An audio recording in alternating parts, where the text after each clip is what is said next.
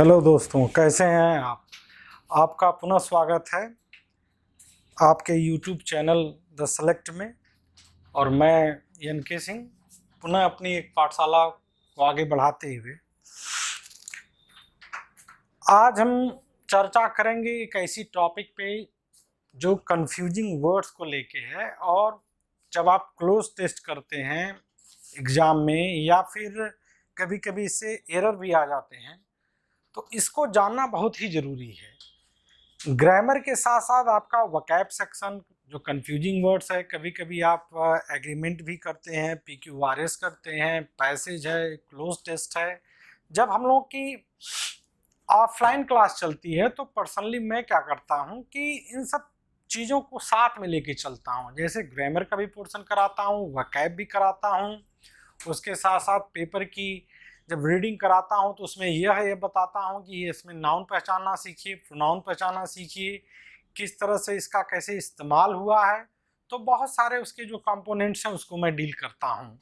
और आपको मेंस की तैयारी मानकर करना पड़ेगा। जब मेंस की तैयारी करेंगे तो स्वतः प्री की तैयारी हो जाती है। कभी कभी बहुत सारे जो टीचर्स हैं क्या करते हैं कि प्री बेस तैयारी कराते हैं, वो ठीक नहीं होता है, क्योंकि जब आप मेंस की तैयारी करेंगे तो प्री तो स्वतः ही निकल जाएगा। तो चलिए इन सब चीज़ों को छोड़ते हुए अपनी पाठशाला को मैं आज पुनः आगे बढ़ाता हूं। और आज जो ये टॉपिक है कंफ्यूजिंग वर्ड्स, आप जरा सा ध्यान से इसको देखिएगा। और आइए मैं कुछ वर्ड्स ले रहा हूं और इस पे अपना डिस्कशन देखिए। एक जो मैं वर्ड्स लेने चल रहा हूं आज आप लोगों के सामने, एक शब्द है रिस्पॉन्ड, रिप्लाई, आंसर और सॉल्यूशन।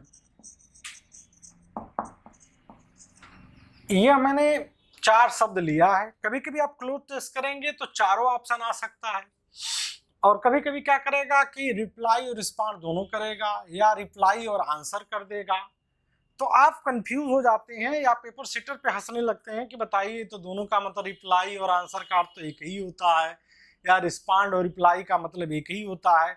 नहीं, ऐसा नहीं होता है। इसमें बहुत बहुत बारीक अंतर है, और जब आप इसको समझेंगे तब आप उसकी टेक्निकलिटी को समझ पाएंगे कि पेपर सेटर ऐसा क्यों करते हैं। तो आइए, रिस्पॉन्ड जब क्या होता है कि रिस्पॉन्ड जब आप फिजिकली जो है रिस्पॉन्ड होता है। जैसे बच्चा पैदा हुआ है और लोग कुछ कहते हैं कि बोल तो नहीं रहा लेकिन रिस्पॉन्ड कर रहा है। रिस्पॉन्ड मतलब क्या? जैसे आप हाथ पैर चला रहे हैं। जैसे लड़ाई इस समय माहौल थोड़ा सा बना हुआ भी है चाइना और इंडिया के बीच में जो है। अभी कुछ दिन पहले सर्जिकल स्ट्राइक हुआ था।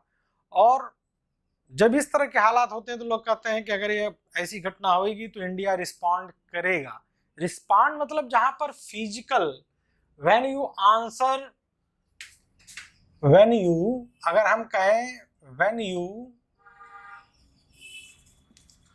Answer physically, when you answer physically, जब आप किसी को फिजिकली जो है आप आंसर करते हैं तो उस शब्द के लिए यूज होता है रिस्पॉन्ड। क्लियर? मेरे ख्याल से अब ये बात समझ में आ गई होगी। रिप्लाई क्या होता है और आंसर क्या होता है? Reply when you answer, when you answer, when you answer in black and white, in black and white, in black and white मतलब लिखित रूप में। ब्लैक एंड व्हाइट माने काला और सफेद नहीं समझना है। ब्लैक एंड व्हाइट एक आपका इडियम है जिसका अर्थ होता है लिखित रूप में। When you answer in black and white, जब आप किसी को लिखित रूप में जब आप रिस्पांस करते हैं तो उसे कहा जाता है रिप्लाई करना। Clear? Respond means whenever you physically respond someone, physical activities will be there while you respond someone. So it is known as respond. if you take the second word reply, reply includes, you know, something which can be written in black and white. There must be a written statement. Clear? तो reply क्या होता है कि जब आप लिखित रूप में जब किसी को रिप्लाई कहते हैं तो उसको रिप्लाई होता है। आंसर क्या कहते हैं? आंसर कहना कि उसने मुझे आंसर नहीं दिया। व्हेन यू आंसर ओरली, जब आप व्हेन यू आंसर ओरली, जब किसी को आप मुंह से जवाब देते हैं तो उसे क्या कहा जाता है? आंसर कहा जाता है। क्लियर? उसे क्या कहा जाता है? आंसर। जब मुख से जवाब दें, जब कोई आप अपने मुख से कोई रिटन नहीं दे, कोई हाथ पैर नहीं दे, मुख से दें तो उसे आंसर किया जाता है। रिस्पॉन्ड में फिजिकल एक्टिविटी होगी, रिप्लाई में आप लिखित रूप से रिप्लाई करेंगे मेरे बच्चे, और आंसर में आप ओरली जब कोई चीज आप किसी को उत्तर देते हैं तो उसे क्या कहते हैं? आंसर। ठीक है। नेक्स्ट और लास्ट जो हमारा सॉल्यूशन, सॉल्यूशन क्या होता है? प्रॉब्लम का होता है। Solution, it is a part of a problem. यह क्या है? It is a part of a problem. Clear? It is a part of a problem. यह एक प्रॉब्लम का पार्ट होता है। अक्सर आप पेपर में पढ़ते हैं कि where there is problem there is solution. जहां प्रॉब्लम है उसी जगह सॉल्यूशन है। क्लियर? तो I have given you the correct meaning of these 4 sentences and you might have understood very well about all these words. And respond, it involves physical activities, whereas reply, it takes something which can be written. And answer, you answer something orally. And solution is the part of a problem. Clear? अब हम next कुछ और शब्दों को लेते हैं और उसके बारे में जानना चाहेंगे। आप इसको जो है अभी स्क्रीनशॉट ले लीजिए और या तो लिखना चाहे लिख लीजिए, फिर मैं आपके सामने अगला शब्द रख रहा हूं। चलिए,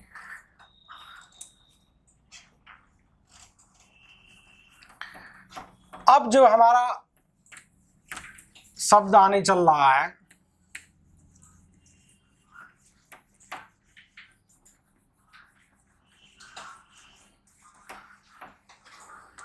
अगर मैं कहूं असिस्ट करना,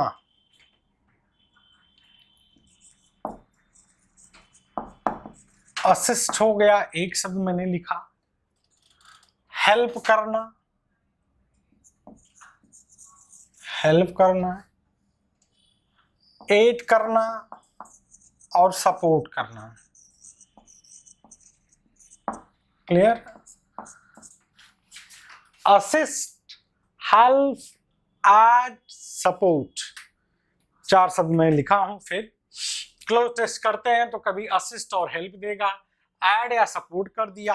तो आपको देखने में तो लगेगा कि चारों का अर्थ तो लगभग एक होता है। ना, चारों का अर्थ एक नहीं होता है, कुछ न कुछ इनके में अंतर होता है।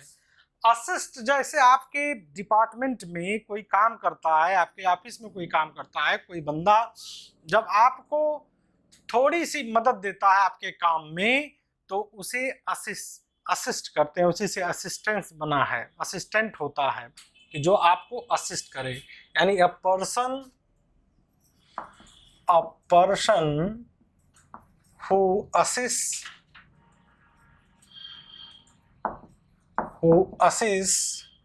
in your work,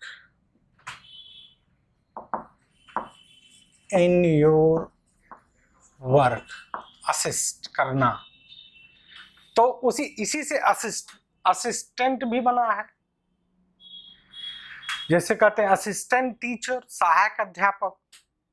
आइए, हेल्प क्या होता है कि आप जब कोई काम कर रहे हैं, कोई आपकी मदद करे उसमें, तो उसके लिए असिस्ट शब्द का प्रयोग होता है। If you are working and if anybody helps you in your work, तो यह उसके लिए होता है शब्द क्या? असिस्ट करना। हेल्प क्या होता है? To help someone by all resources, to help someone by all resources,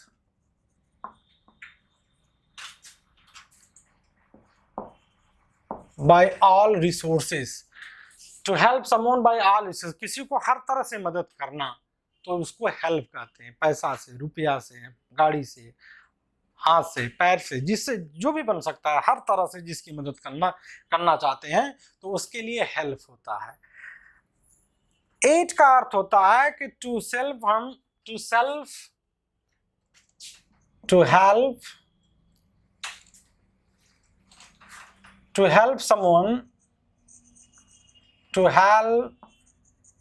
someone without any selfish motive, without any selfish motive। आपका उसमें जो है कोई मोटिव ना हो। जैसे गवर्नमेंट है, आपको एड देती है, पैसा देती है, भूकंप आ जाता है, राहत, तो उसमें भी आपको गवर्नमेंट क्या करती है? जैसे इस समय कोरोना वायरस ने आतंक मचाया हुआ है, तो उसमें भी गवर्नमेंट क्या कर रही है? जो हमारे श्रमिक हैं, मजदूर हैं, जो माइग्रेंट्स वर्कर हैं, जो गरीब हैं, उनके लिए सरकार एड दे रही है, उनके खाते में पैसे भेज रही है। तो उसका कोई मोटिव नहीं है, विदाउट एनी सेल्फिश मोटिव, उसका कोई अपना मोटिव कमाने का नहीं है, लाभ लेने का नहीं है। एक परोपकार की भावना से जो कार्य किया जा उसे एड कहते हैं। और सपोर्ट क्या होता है? सपोर्ट का अर्थ होता है कि टू हेल्प समवन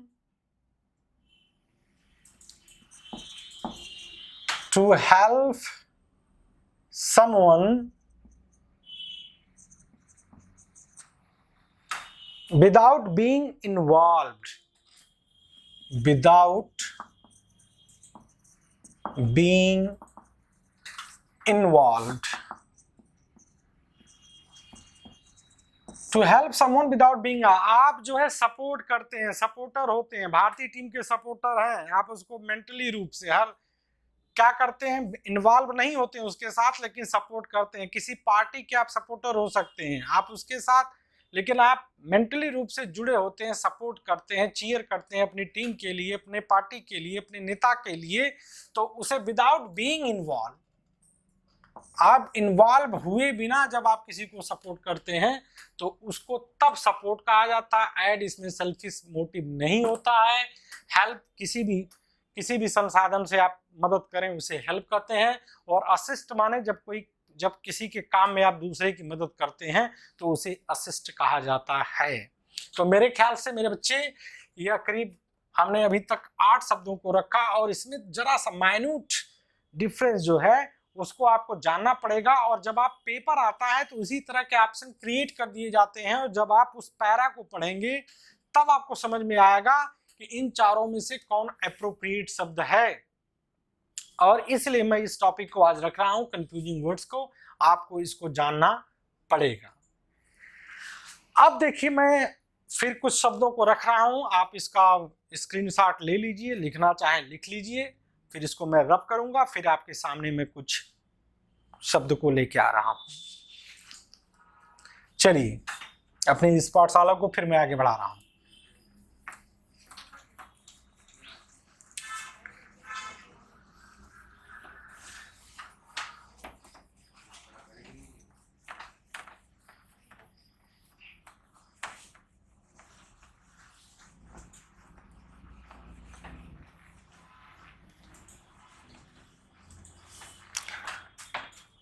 अगर हम फिर कुछ शब्द को ले रहा हूं, देखिए, जैसे अगर मैं लिख दूं हर्ट, पेन, एक और पेन, ये 3 शब्द मैंने लिखा। हर्ट, एक, पेन में क्या अंतर है? देखने में तो आपको लग रहा होगा कि एक ही बात है, हर्ट करना, एक करना, पेक करना, तीनों का अर्थ तो दर्द ही होता है, लेकिन इसमें अंतर है। हर्ट, आप किसी को आप फिजिकली या इमोशनली इंजरी जब पहुंचाते हैं, कहने का मतलब कि physical and emotional injury, physical and emotional injury जब होती है तो उसके लिए हर्ट शब्द का प्रयोग करना, उसने मुझे हर्ट किया।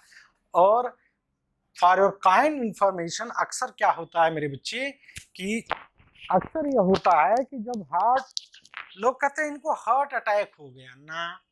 हार्ट अटैक क्या होता है? हार्ट तो ये स्पेलिंग हो जाती है जिसका हार्ट हर्ट हर्ट होता है। इसमें भी क्वेश्चन बनते हैं, यह हार्ट का तीनों रूप एक ही होता है, हर्ट हर्ट हर्ट, और लोग करते हैं हर्टेड कर देते हैं। तो एक चीज आप ये जानिए कि हर्ट मीन्स चोट पहुंचाना। तो आप इमोशनली भी हो सकते हैं हर्ट किसी से, फिजिकली भी हो सकते हैं, और यह हर्ट का अर्थ होता है इस फिजिकली एंड इमोशनली जो इंजरी होती है उसे हर्ट कहते हैं।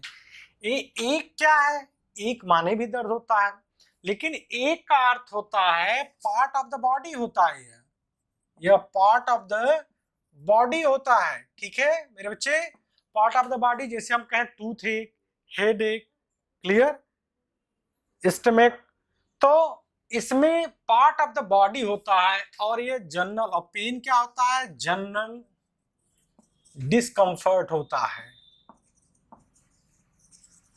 जो जनरल डिस्कंफर्ट होता है उसे पेन कहते हैं, या मेंटली भी होता है, फिजिकली भी होता है, जो जनरल है उसे पेन कहते हैं। तो मेरे ख्याल से ये तीन शब्दों को आप समझ गए होंगे कि हर्ट किसी, एक जो है पार्ट्स ऑफ द बॉडी होगा, टूथ एक होगा, हेड एक होगा, स्टमक एक होगा, क्लियर, ये parts of the individual parts of the body होता है। हर्ट क्या होता है? फिजिकली इमोशनली आप किसी से हर्ट कर दिए जाएं, और पेन ये जनरल डिस्कम्फर्ट होता है। तो मेरे ख्याल से तीन शब्द भी आप समझ गए होंगे। इसको लिखना चाहें लिख लें, या आप स्क्रीनशॉट भी ले सकते हैं। ठीक है, please take your time. Okay,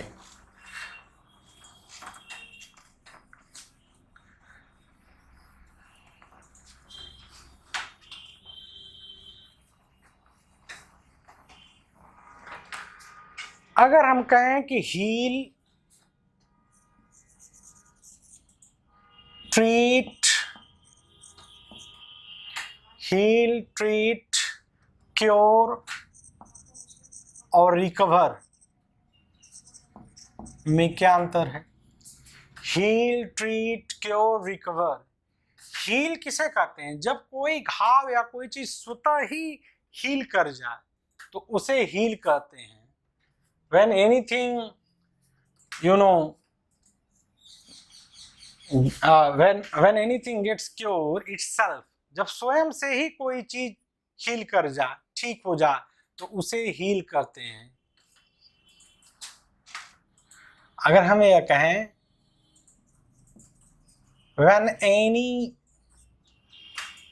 wound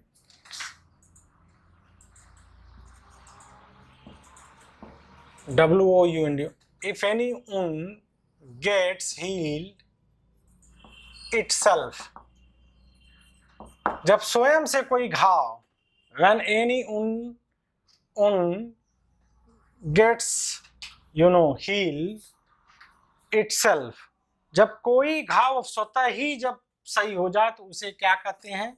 heal कहा जाता है। अब एक नया शब्द है हमारा ट्रीट करना। किसी चीज को जब दवा से ट्रीट किया जाए तो उसे ट्रीट कहते हैं। If anybody is treated, if someone is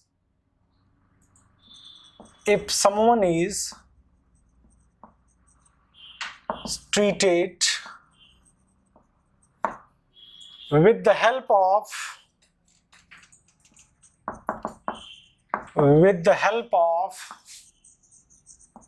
medicine,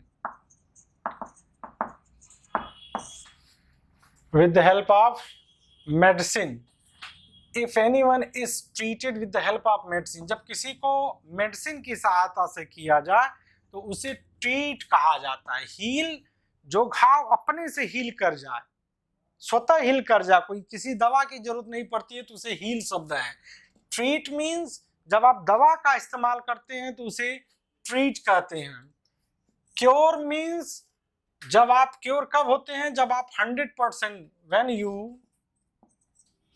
you fit 100%, when you fit 100%, तब वहां आपका क्या होता है, क्योर कहा जाता है कि नहीं भाई अभी 100% फिट है, इनका क्योर हो गया। और रिकवर किसे कहते हैं, when you get your previous health, when you get your previous health,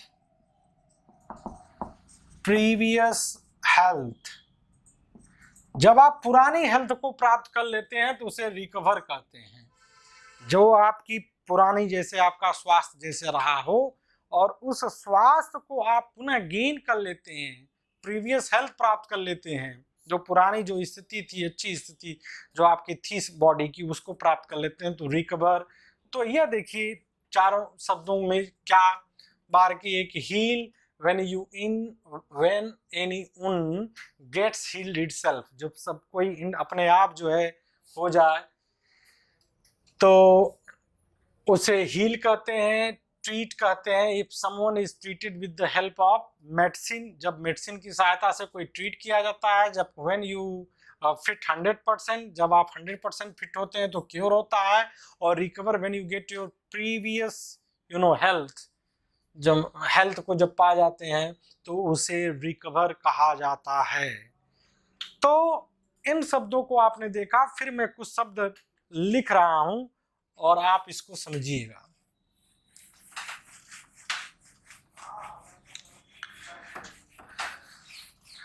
अगर मैं यह रखूं कि डिनाई, रिफ्यूज और डिक्लाइन, एक शब्द मैं रख रहा हूं, तीन शब्दों को पुनः मैं रख रहा हूं।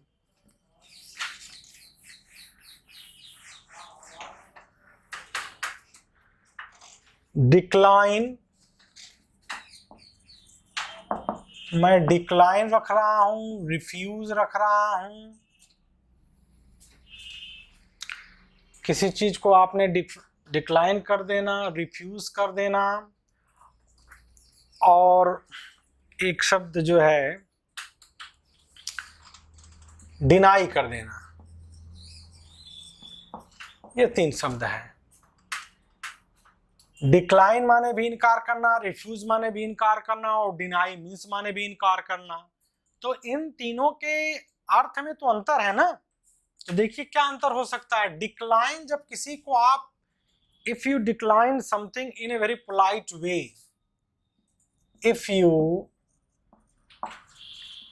Decline something in a very polite way,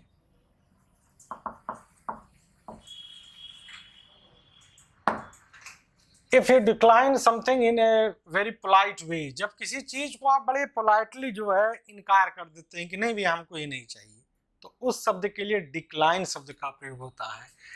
refuse माने आप इनकार, किसी भी चीज को आप एक्सेप्ट न करें, रिफ्यूज कर दें। जैसे आपके पास शादी का आया जो है और आपने रिफ्यूज कर दिया रिश्ता कि नहीं, इसको मैं नहीं करूंगा।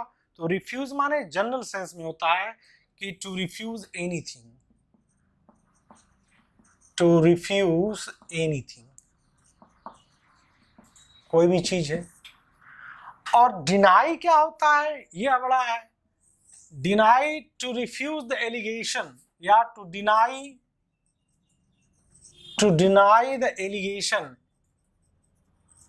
जो आपके ऊपर आरोप लगे हैं उसको जब आप डिनाई करते हैं तो आरोप को डिनाई करने को डिनाई कहा जाता है।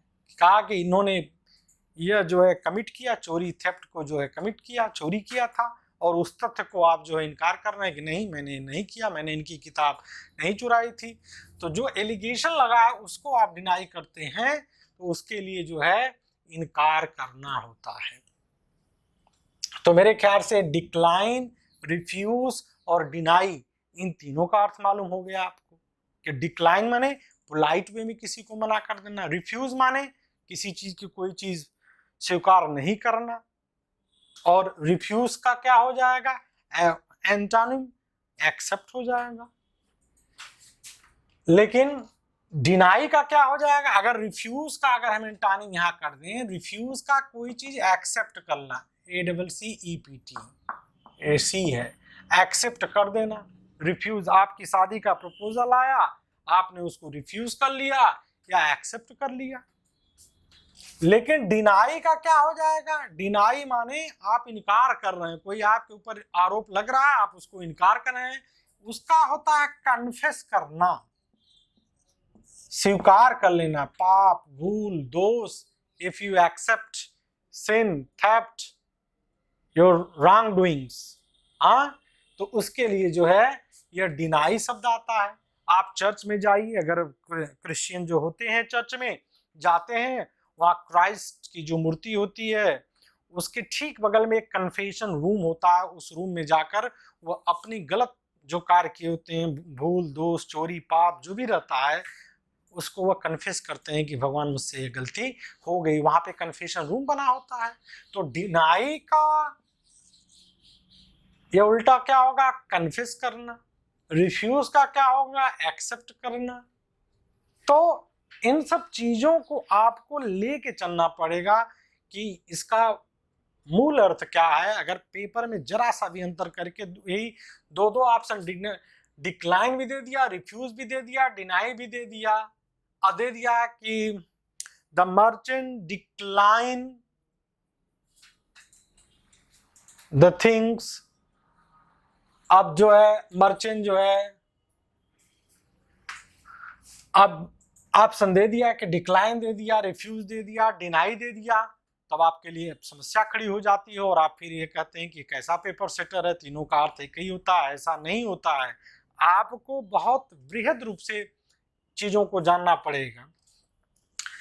जैसे अगर, चलिए ये शब्द हो गया, आप इसका लिख सकते हैं या स्क्रीनशॉट भी ले सकते हैं। अब देखिए जो है,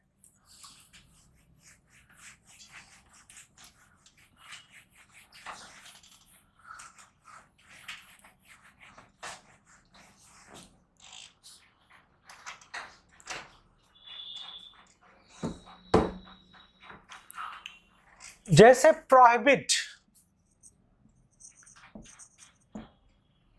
प्रोहिबिट करना किसी को, और फॉरबिड करना, सॉरी,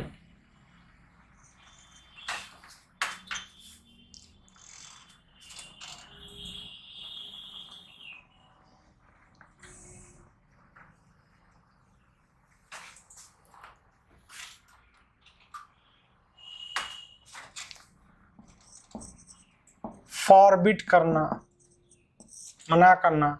प्राइवेट क्या है, यह फॉर्मली है, यह फॉर्मली किसी चीज को है प्राइवेट करते हैं। और फॉरबिड जो है यह इनफॉर्मली है, यह इनफॉर्मल वे है। फॉर्मल मीन्स जो ऑफिशियल चीजें हो जाती हैं, जो नियम के अनुसार हों, किसी चीज को प्राइवेट करते हैं, स्मोकिंग को प्राइवेट करते हैं, तो यह जो है ये होता है। और उसी तरह फॉरबिड है, वह इनफॉर्मली है, मना करते हैं। या बाप ने, पिता ने, माँ ने कोई चीज आपको मना किया, फॉरबिड किया, तो उसके लिए हो जाएगा। तो इन सब चीजों को प्राइवेट, फॉरबिड में जाना। जैसे परमिट और अलाउड, अगर हम कह दें परमिट क्या हुआ, परमिट और अलाउ में क्या है। परमिट क्या है, यह फॉर्मली है, यह फॉर्मली है, और यह इनफॉर्मली है। परमिट आप किसी नियम के मुताबिक किसी को परमिट करते हैं, गाड़ी की परमिट मिलती है किसी को परमिट, तो उसमें नियम के अनुरूप काम करेंगे, एक नियम होगा विधि विधान के द्वारा, क्लियर। लेकिन अलाउ जो होगा, आप जनरल वे में कोई किसी को अलाउ कर सकता है। आपने पूछा कि पापा मैं क्रिकेट खेलने जाऊं, हाँ ठीक है जाइए, अलाउ कर दिए। तो अलाउ तो ये इनफॉर्मल है, लेकिन परमिट क्या है, फॉर्मल है। प्राइवेट फॉर्मल है, फॉरबिट इनफॉर्मल है। तो इन सब चीजों को आपको थोड़ा सा ध्यान देना पड़ेगा। तो मेरे ख्याल से यह चीजें आपको समझ में आई होंगी। देखिए बहुत सारे ऐसे वर्ड्स होते हैं कि आपको जरा सा असावधानी हटी तो हो जाती है दुर्घटना। जैसे आपको हो जाए अम्यूज, अबिम्यूज, अम्यूज, अबिम्यूज, अम्यूज करना, बिम्यूज करना। अम्यूज मीन्स होता है इंटरटेनमेंट,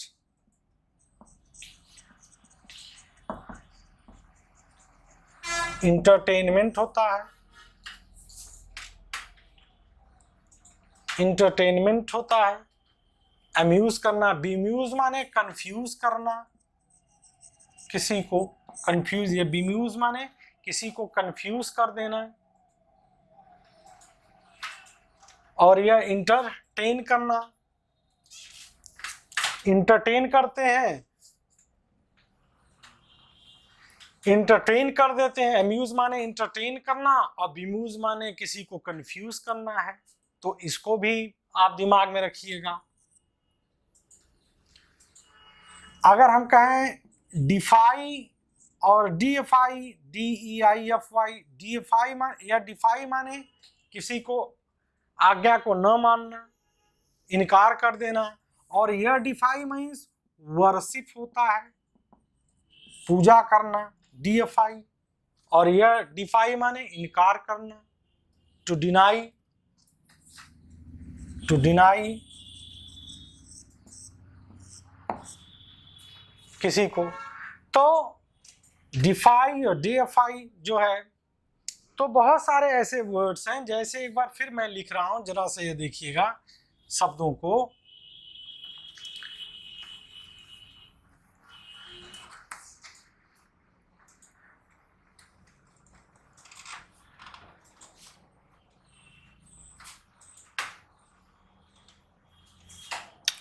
देखिए जैसे हम कह दें कि लूज, LOSE, लूज, लॉस। और एक शब्द ये मैं लिख रहा हूं LOOSE। 3 शब्दों को मैंने लिखा। यह लूज क्या है, लूज हारना, खोना। किसी से आप हार जाएं, इंडिया लॉस्ट टू ऑस्ट्रेलिया, तो हार जाना, खोना, पराजित होना।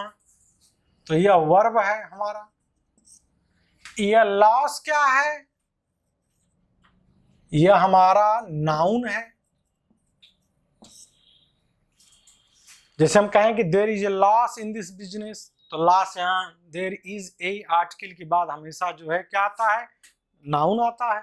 तो लॉस हमारा नाउन हो गया।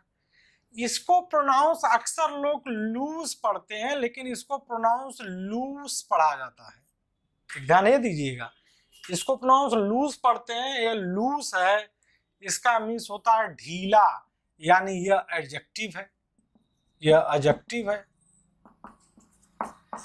तो यह वर्ब है लूज, या लॉस नाउन है, या लूज क्या है, एडजेक्टिव है। तो आपको शब्दों को देख के ये ध्यान देना पड़ेगा। जैसे अगर हम कह दें कि सेल और सेल में क्या अंतर है, यह सेल क्या है, यह वर्ब है, और यह क्या है, नाउन है। यह सिट क्या है, वर्ब है, यह सिट क्या है, नाउन है ना। तो चीजों को थोड़ा सा आपको जैसे प्रैक्टिस, PRACTICE, प्रैक्टिस, ये SE है, यह वर्ब है। और यह प्रैक्टिस PRACTICE, यह नाउन है। यह licence, LICENSE,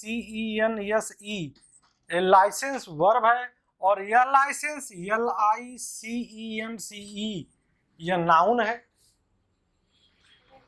cell, seat, practice, licence, बहुत सारे ऐसे शब्द हैं जिसको आप रख सकते हैं, जैसे एडवाइस है, ADVISE यह वर्ब है, और ADVICE यह नाउन है।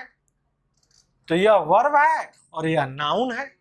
तो आपको चीजों को थोड़ा सा ध्यान देना पड़ेगा। तो यह कंफ्यूजिंग वर्ड्स का आज हमारा सेक्शन रहा। Hopefully you have thoroughly enjoyed it. और यह हमारी जो पूरी टीम है, सारी टीम लगी हुई है। इंग्लिश की क्लासेस अपलोड हो रही हैं, वीडियोस अपलोड हो रहे हैं, आपके जीएस वाले सर कर रहे हैं, आपके हिंदी वाले, मैथ वाले, और होपफुली आपका 2-3 दिन में आपकी जो है उसकी क्लास जो है साइंस और टेक की क्लास भी अपलोड होगी। तो आप इस क्लास को एंजॉय करिए, लाइक और सब्सक्राइब करिए, अपने दोस्तों के बीच में इसको करिए। चलिए, बहुत बहुत धन्यवाद।